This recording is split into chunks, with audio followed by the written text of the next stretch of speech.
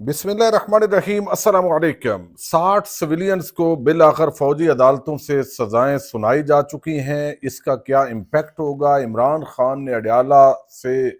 जो है वो बनी गाला मुंतकिल होने से इनकार कर दिया है। मुज़ाकरात की कहानी भी इस वक्त चल रही है, जबकि ताकतवर हलकों के जो बज़ैर करीबी साफ़ी हैं वो डरा भी रहे हैं सबको। अब ये क्या बनेगा, तमाम आम मौज़ूआत पर इस वीडियो में हम बात करेंगे। सदीक भाई, एक तो आपका बहुत शुक्रिया। Sir welcome. अच्छा, एक ये बताइएगा आप कि अभी आपने देखा कि पहले 20 लोगों को सजा, फिर 25 लोगों को जो है वो फौजी अदालत से सजा,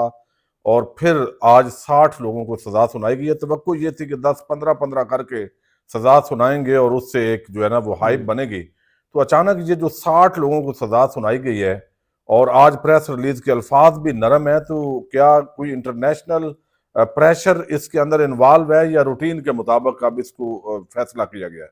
देखिए गोंदल साहब, दो तीन चीज़ें हैं। एक तो जी। ये है कि इसको दो तरह से देखा जा रहा है। एक ये देखा जा रहा है कि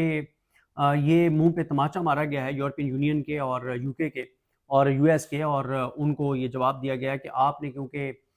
एक प्रेस रिलीज जारी की, आपने रिएक्शन दिया, आपने कहा कि सिविलियंस का मिलिट्री कोर्ट में ट्रायल नहीं होना चाहिए, लेकिन तुम लोगों की ऐसी की तैसी, और हम दे रहे हैं, जो हमारा कर सकते हो कर लो। एक ये सोच और अप्रोच है जिससे अ, एक राय है, मेरा मैं इससे खिलाफ करता हूँ। मेरा नहीं ख्याल कि ऐसा है। पाकिस्तान मतलब पल्ले नहीं धेला तो कर दिए मेला मेला। मेला मेला। ठीक है, तो या तो हमारी इतनी हैसियत और औकात होती, जिस मुल्क की सूरत हाल मुआशी तौर पे ये कर दी गई हो कि उसके सरकारी मुलाजमीन की तनख्वाहें भी उस वक्त तक ना दी जा सकती हो जब तक बाहर से कर्जा ना आए, जो कर्जों के ऊपर चल रहा हो, जिसकी सूरत हाल इतनी ज़्यादा क्रिटिकल हो, जिसका वज़ीर दिफा मौजूदा जो है वो जब अपोजिशन में था अभी 2 ढाई साल पहले, तो वो कहता था कि पाकिस्तान वेंटिलेटर पर है और ये वेंटिलेटर जो है वो अमेरिका का लगाया हुआ है, और या इसका बटन अमेरिका के पास है, ड्रिपें अमेरिका की लगाई हुई हैं, और अगर अमेरिका वेंटिलेटर का बटन बंद कर देता है तो हम वैसे देखो मर जाएंगे, फौत हो जाएंगे, हमारी डेथ हो जाएगी। तो उस मुल्क के अंदर ये हो नहीं सकता। और फिर जिसके हुक्मरान भी चोर हों, डाकू हैं, लुटेरे हों, जिनके बाहर मफादात हों, जिनके बाहर असास जदादें और औलादें हों, जिन्होंने पाकिस्तान से जाके वहाँ रहना हो, जिन्होंने मुस्तकबिल में भी वहीं सेटल होना हो, बल्कि सेटल अभी भी हैं वो, जी जी। तो वो इतना हो नहीं सकता। मेरा नहीं ख्याल। मेरा ख्याल है कि इसमें मसला ये था, जैसे आपने अपने इंट्रो में कहा, कि प्लान यही था कि आप जो है वो 15-15 करके 20-20 करके हर हफ्ते सजाएं दें, और उन सजाओं के साथ ही जो है फिर आप ये करें कि 15-15 20-20 को सजाएं दें, एक नैरेटिव बनाएं, इश्तहारात चलवाएं, खबरें लगवाएं, बयानात चलवाएं, प्रेस कॉन्फ्रेंसेस करवाएं, एक नैरेटिव सारा कुछ। लेकिन ये जो 60 लोगों को इकट्ठे सजा सुना दी गई है, इसमें 4-5 चीज़ें बड़ी इंपॉर्टेंट हैं। पहला तो यही है कि इसका मतलब यह है कि बैरूनी दबाव है, जी। इसलिए 60 को इकट्ठी सजा सुना दी गई है। दूसरा, इसमें बहुत अहम बात यह है कि जब ये 25 लोगों का फैसला आया था, तो उसमें मैक्सिमम सजा 10 साल थी, और बड़ा वाज़ेह था कि अगली जो खेप फैसलों की आनी है वो उससे ज़्यादा होगी, 20 साल होगी, 25 साल होगी, तो वो नहीं है। फिर एक ये भी था कि जो बताया जाता था कि हसान न्याजी का और इस तरह से कुछ लोगों का कि इनको जी तो उम्र कैद या सज़ाए मौत सुनाई जाएगी, लेकिन वो भी नहीं हुआ। मैक्सिमम सज़ाएं इसमें भी 10 साल हैं। जी। इसका मतलब ये है कि वो भी नहीं हुआ, क्योंकि देखें ना, अगर हम ये बात मान लें जो नैरेटिव बनाया गया था कि ये पाकिस्तान की तारीख का सबसे भयानक वाक़या था और ये एक तयशुदा मंसूबे के तहत ये एक हमला था, तो अगर ये तयशुदा मंसूबे के तहत हमला किया गया होता तो 10-10 साल सज़ाएं ना होती। इसका वाज़ेह मतलब ये है कि ये तयशुदा मंसूबा नहीं था, और ना ही ये उस शिद्दत का हमला था जो बताया जाता था। तो अगर वो चीज़ दुरुस्त होती तो सज़ाएं बहुत ज़्यादा होती, उम्र कैद होती, सज़ाए मौत होती। मतलब ये हो नहीं सकता ना कि 10-10 साल सज़ा, 10 साल की सज़ा कुछ भी नहीं है, 2 साल की सज़ा कुछ भी नहीं है। ये तो एक आम से मामले की सज़ा जो है वो 2 साल होती है, तो यहाँ तो 50-60% को 2-2 साल सज़ाएं हुई हैं। तो इसका मतलब क्या है? इसका मतलब यही है कि ये इसमें वो शिद्दत नहीं है जो एक नैरेटिव बनाया जाता था। दूसरा, देखें अब होगा क्या, और इनका इम्पैक्ट क्या है? इनका कोई इम्पैक्ट नहीं है इन फैसलों का, क्योंकि वो जिस तरह से सेनेटर हुमायूं मोमिन साहब कहते हैं ना, वो दुरुस्त कहते हैं कि अगर पाकिस्तान के लोगों ने 9 मई का नैरेटिव खरीदा होता तो 8 फरवरी को तहरीक इंसाफ को 2 तक अक्सरियत ना मिलती। दूसरा ये है कि ये फैसले आप देखेंगे कि ये हाई कोर्ट से जाके कलअदम हो जाएंगे। लेकिन तीसरी बात जो बड़ी इंपॉर्टेंट है, जो मुझे लगता है जिसमें मैं पहले भी अर्ज कर चुका हूँ, और शायद ये मैंने ट्विटर पे देखा है कि अरसलान बलोच साहब ने लिखा हुआ था कि शायद उन्होंने या किसी ने पहले भी ये बात की थी। ज़ाहिर है ये कोई इतनी एक्सक्लूसिव बात नहीं थी, ये कोई इतनी یعنی کوئی اتنی کوئی مطلب ایسی بات نہیں تھی جو میں نے مطلب کر دی تو یہ کوئی بہت امپورٹنٹ بات تھی، یہ ایک کامن سینس کی بات تھی جو مجھ سے پہلے شاید بہت سے لوگوں نے کی ہو، ارسلان بلوچ صاحب نے کی یا کسی نے بھی کی، احمد بوبک صاحب کے ٹویٹر کے اوپر انہوں نے لکھا ہوا تھا، اور یہ ایک کامن سینس کی بات ہے کہ اب میرا بھی یہ خیال ہے کہ یہ فیصلہ جو ملٹری کورٹس میں سویلنس کے ٹرائل والا معاملہ ہے یہ سپریم کورٹ کے آئینی بیس سے قلعدم کروا دیا جائے گا، اور اس سے مقاصد یہ حاصل کیے جائیں گے کہ ایک تو دنیا کو بتایا جائے اور دکھایا جائے، دھوکہ دیا جائے، دنیا کو بیوقوف بنایا جائے، جو کہ بنے گی نہیں دنیا، کہ ہمارے ہاں عدالتیں بہت آزاد ہیں، اور امین الدین خان صاحب تو بہت ہی آزاد ہیں کہ کیا بات ہے جناب، انہوں نے جناب ملٹری کورٹس کے ٹرائل کو قلعدم قرار دے دیا اور یہ وہ سارا کچھ، تو ایک تو یہ ہے۔ دوسرا جو ہے اس سے ان کو ہیرو بنایا جائے گا، امین الدین خان صاحب کو، جمال خان مندوخیل صاحب کو، مسرت ہلالی صاحبہ کو، نعیم اختر افغان صاحب کو، وہ جو قاضی فائز عیسیٰ صاحب کی گروپ کے لوگ ہیں ان کو ہیرو بنایا جائے گا کہ او دیکھیں جناب انہوں نے بڑا سخت فیصلہ دے دیا یہ وہ، حالانکہ اس وقت جو پاکستان کو پوری دنیا میں امبیرسمنٹ کا سامنا کرنا پڑا ہے اس کی وجہ نمبر 1 قاضی فائز عیسیٰ جیسا گھٹیا انسان، مکروہ انسان، خبیث انسان، غلیظ انسان وہ، اور اس کا یار سردار طارق مسعود، اور اس کے بعد جسٹس امین الدین خان، اور یہ آئینی بینچ کے ہیرے، یہ پاکستان کی انٹرنیشنل امبیرسمنٹ کا سبب ہیں، انہوں نے پاکستان کی تذلیل کروائی ہے عالمی سطح پر، پوری دنیا سے ریئیکشن آ رہا ہے پاکستان کے اوپر، خدا نہ خواستہ اگر پابندیاں لگ جائیں، اگر یورپین یونین جی ایس پی پلس سٹیٹس ختم کر دیتا ہے تو اس کے ذمہ دار یہ لوگ ہوں گے، قاضی فائز عیسیٰ،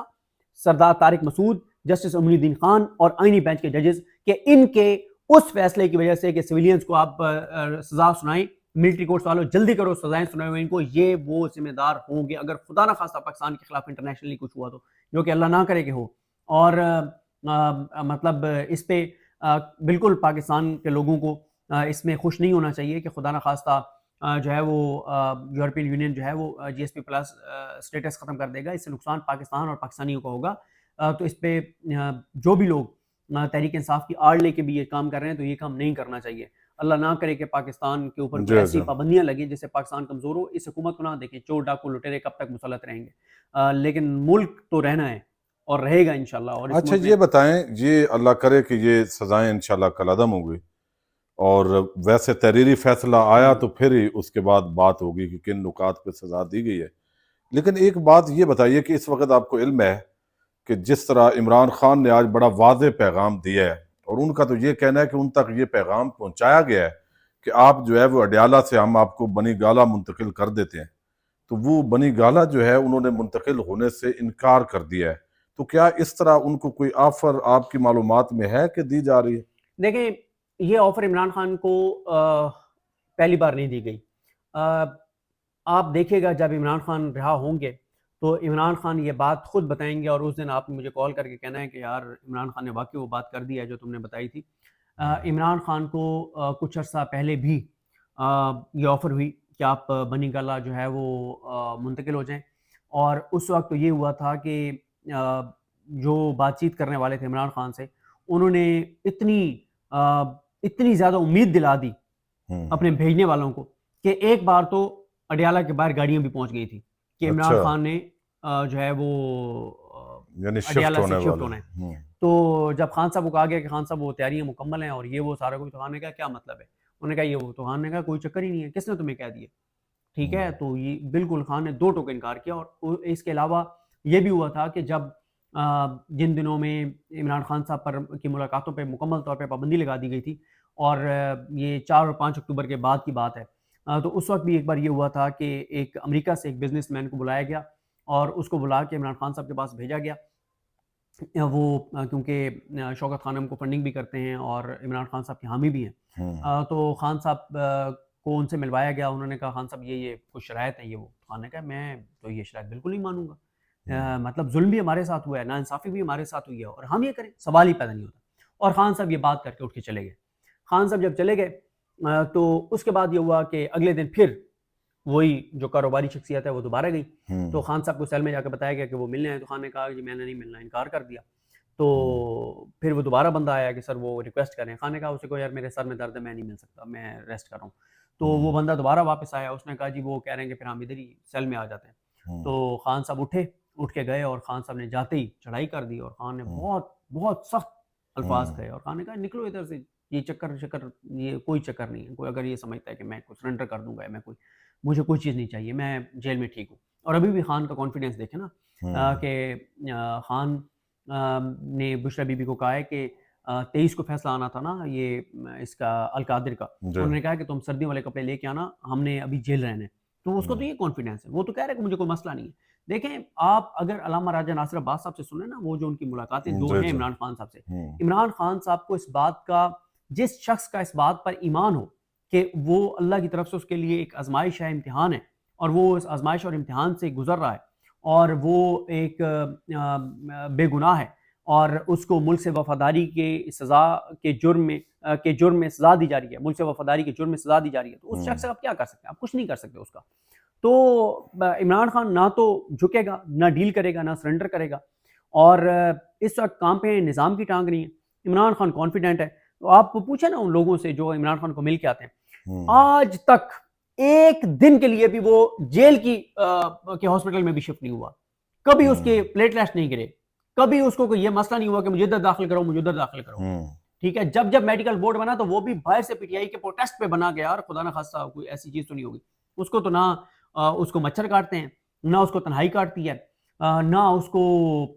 اس کے پلیٹلیٹس گرے ہیں، وہ تو جرأت اور بہادری کے ساتھ کھڑا ہوا ہے۔ اب جس طرح آج تحریک انصاف کا وفد زیر مذاکراتی کمیٹی ملاقات کے لیے گئی، پہلے تو کنٹینر لگا دیے گئے، پورا ایک ماحول بنا دیا گیا، تو اب یہ بتائیے کہ یہ جو سامنے لوگ ہیں بیرسٹر گور وغیرہ، یا یہ مذاکرات، ان کے علاوہ بھی کوئی مذاکرات والی بات ہے، یا یہ کوئی کامیابی کا چانس ہے؟ چونکہ اسٹیبلشمنٹ بغیر پیچھے ہٹنے کے لیے تیار نہیں ہے، حکومت جو ہے اس کا مفاد ہی نہیں ہے کہ کسی طرح یہ مذاکرات کامیاب ہوں، تو یہ سول نافرمانی تحریک کا بھی آج باضابطہ اعلان کر دیا گیا بیرون ملک، تو یہ جو ٹکراؤ ہے یہ بڑھے گا یا کم ہوگا، اور اس کا کیا بنے گا؟ دیکھیں ابھی تو یہ ابھی جب ان کی ڈیٹیلز آئیں گی تو مزید پتہ چلے گا۔ میرا یہ خیال ہے کہ یہ جو آج پہلی خبر آئی تھی نا کہ صرف علی امین گنڈا پور صاحب کو جانے دیا گیا، باقیوں کو نہیں جانے دیا گیا، اس کا مجھے جو مطلب سمجھ آیا، جو مقصد سمجھ آیا، وہ یہ تھا کہ علی امین گنڈا پور عمران خان سے پہلے بات کرنا چاہتے تھے، ٹھیک ہے، وہ جا کے خان صاحب کو کچھ ایسی باتیں بتانا چاہتے تھے جو وہ نہیں چاہتے تھے کہ مذاکراتی کمیٹی کے سامنے وہ بتائیں، کیونکہ اصل مذاکرات جو ہیں وہ نہیں ہیں جو حکومت اور پی ٹی آئی کا یہ ڈیلیگیشن کر رہے ہیں، اصل مذاکرات کہیں اور ہو رہے ہیں، اور وہ مذاکرات کر رہے ہیں علی امین گنڈا پور صاحب اور بیرسٹر گوہر صاحب، اور دوسری طرف سے ہیں محسن نقوی اور کچھ اور لوگ ہیں، اور پی ٹی آئی کے کچھ لوگوں کی فیصل واڈا کے ساتھ بھی ایک ملاقات ہوئی، تو اصل مذاکرات کہیں اور ہو رہے ہیں۔ اور یہ بھی آپ کو بتا دیتا ہوں کہ بیرسٹر گوہر صاحب کی ایک بہت بہت بہت بہت عام شخصیت سے بات بھی کروائی گئی ہے محسن نقوی صاحب کے موبائل سے، تو اس لیے آپ کو بالکل لیٹے ہوئے نظر آتے ہیں بیرسٹر گوہر صاحب، کیونکہ نا یہ پی ٹی آئی کے باہر فیصلہ ساز ہے نا، ان میں 3 طرح کے لوگ ہیں، ایک وہ ہیں جن کو ڈرایا گیا اور وہ ڈر گئے ہیں بہت زیادہ، بزدل ہیں وہ، دوسرے وہ ہیں جو کمپرومائزڈ ہیں، اچھا تیسری ان میں ایک وہ ہے جو یہ نیک نیتی سے یہ سمجھتے ہیں کہ یار بات چیت سے راستہ نکلنا ہے اور ہمیں ٹمپریچر نیچے لا کے بات چیت کرنی چاہیے، لیکن ان کی تعداد کم ہے۔ لیکن عمران خان ان کو یہی کہتا ہے کہ جب تم یہ کہتے ہو کہ خان صاحب ٹمپریچر کو سلو ڈاؤن کریں، نیچے لائیں، تھوڑا سا چیزوں کو ٹمپریچر کو نیچے لائیں، تو خان کہتا ہے کیوں، کس لیے بھائی، ادھر سے وہ تمہیں کیا دے رہے ہیں، مقدمات ہیں، گرفتاریاں ہیں، چیزیں ہیں، تو اس لیے عمران خان تو پیچھے ہٹنے کو کسی صورت تیار نہیں ہے، لیکن پی ٹی آئی کے اندر چابی والے کھلونے جو ہیں وہ کسی صورت بھی جو ہے وہ آگے نہیں بڑھنا چاہتے، لیکن یہ میٹر نہیں کرتے، میٹر عمران خان کرتا ہے اور عوام کرتے ہیں، عوام بھی ڈٹی ہوئی ہے اور عمران خان بھی کھڑا ہوا ہے۔ اچھا آخری سوال تھوڑا بتا دیں کہ ایک طرف رچرڈ گرنل جس طریقے سے ٹویٹس کر رہے ہیں، اور اب جو بیانیہ ہے وہ شفٹ ہو رہا ہے، جیسے اب نون لیگ اقتدار سے علیحدہ بھی ہوتی ہے کل جا کے، تو وہ تو ایک پورا نریٹو بنے گا کہ ہمیں امریکہ نے نکالا ہے، تو پھر کیا وہ یہ اپنا بیانیہ بنا پائیں گے، یا جس طریقے سے اس وقت بیانات آ رہے ہیں؟ نہیں، یہ بالکل نہیں بنا پائیں گے، بالکل نہیں بنا پائیں گے، کیونکہ ان کو امریکہ نے کیوں نکالنا ہے؟ امریکہ کی جو نئی انتظامیہ وہ تو یہ کر سکتی ہے، جس کے لیے میں مثال دیتا ہوں لوگوں کے سمجھنے کے لیے، کہ یہ ایسے ہی ہے کہ نون لیگ کے دور میں، جیسے ابھی نون لیگ کا دور چل رہا ہے، انہوں نے افغانستان کے اندر، آج بھی عمران خان نے کہا کہ انہوں نے غلط ہو رہی ہیں چیزیں افغانستان کے ساتھ، نون لیگ کی حکومت اگر افغانستان میں کچھ وہاں پہ رجیم چینج کروا دیتی ہے، مثال دے رہا ہوں لوگوں کو عام فہم انداز میں سمجھانے کے لیے، تو رجیم چینج کروا دیتی ہے، وہاں پہ کچھ اور لوگوں کو مسلط کر دیتی ہے نون لیگ کی حکومت، کہ اس کا انفلوئنس ہے، مثال کے طور پہ پاکستان کا افغانستان کے اوپر، پاکستان وہاں پہ یہ چیزیں کر دیتا ہے، اور عمران خان کی حکومت آتی ہے تو وہ افغانستان کی اسٹیبلشمنٹ کو کہتی ہے کہ بھائی یہ جو وہاں پہ حکومت مسلط کی گئی ہے نا، یہ ہمارے سے پہلے جو حکومت تھی اس نے غلط کیا ہے. ہوں، آپ اپنی عوام کے مطابق فیصلہ کریں، کیونکہ ہماری جو پہلی گورنمنٹ تھی نون لیگ کی، ان کی وجہ سے وہاں پہ جو ہے وہ لوگوں کے اندر نفرت ہے پاکستان کی. یہ مثال کے طور پہ جی جی بار بار یہ وضاحت کر رہا ہوں کہ مثال دے رہا ہوں. بالکل اسی طرح سے کہ اگر امریکی انتظامیہ نہیں آ کے یہ کہتی ہے کہ یار 25 کروڑ کا ملک ہمارے سے نفرت کرتا ہے، لوگ ہم سے نفرت کرتے ہیں، ہمیں گالیاں دیتے ہیں، تو ہمارا کیا انٹرسٹ ہے بھائی پاکستان میں، پاکستان کے لوگوں کی جو جس کو ووٹ دیں وہ ہے حکومت میں. تو اس کا مطلب یہ ہے کہ امریکہ